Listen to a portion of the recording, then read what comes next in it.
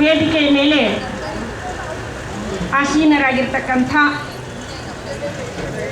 ಈ ಒಂದು ಪವಿತ್ರವಾದ ಸಮಾವೇಶಕ್ಕೆ ಭಾಗಿಯಾಗಲು ಬಂದಂಥ ಈತನೇ ಧ್ವಜಾರೋಹಣವನ್ನು ಮಾಡಿದಂಥ ಶರಣರಾದಂಥ ಬಸವಕುಮಾರ ಪಾಟೀಲ್ರೇ ಹಾಗೂ ಈಗ ಮುಖ್ಯ ಅತಿಥಿಯಾಗಿ ಬಂದಂಥ ಶರಣರಾದಂಥ ಬಸನಗೌಡ ಪಾಟೀಲ್ ಯತ್ನಾಳ್ ಅವರೇ, ಶರಣೀಯರಾದಂಥ ಯಶೋಧಮ್ಮ ಕೃಷ್ಣಪ್ಪ ಅವರೇ, ಶಾಂತಾಕೃಷ್ಣಪ್ಪ ಅವರೇ, ಕರಬಸಪ್ಪ ಕೋರಿ ಶೆಟ್ಟರೆ ಹಾಗೂ ಸಚ್ಚಿದಾನಂದ ಚಟ್ನಳ್ಳಿಯವರೇ ಹಾಗೂ ಪ್ರಭುಪ್ರಸಾದ ಬಂಡಿಯವರೇ, ಶ್ರೀಶೈಲ ಮಸೂತಿಯವರೇ,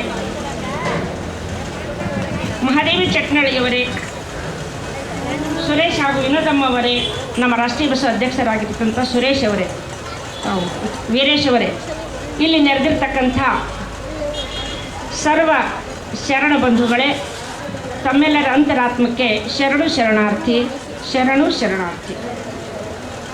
ಇವತ್ತಿನ ಈ ಪವಿತ್ರವಾದ ಸಮಾವೇಶದಲ್ಲಿ ಎಲ್ಲರನ್ನೂ ಸ್ವಾಗತಿಸುವಂತಹ ಒಂದು ಪವಿತ್ರವಾದ ಕಾರ್ಯ ನನಗೆ ಒದಗಿ ಬಂದಿದೆ.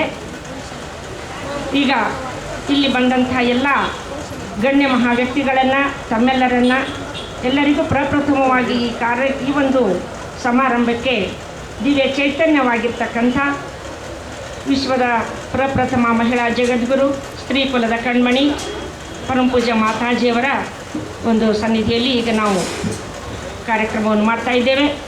ನಿಮ್ಮೆಲ್ಲರಿಗೂ ಮತ್ತೊಮ್ಮೆ ಶರಣಾರ್ಥಿ.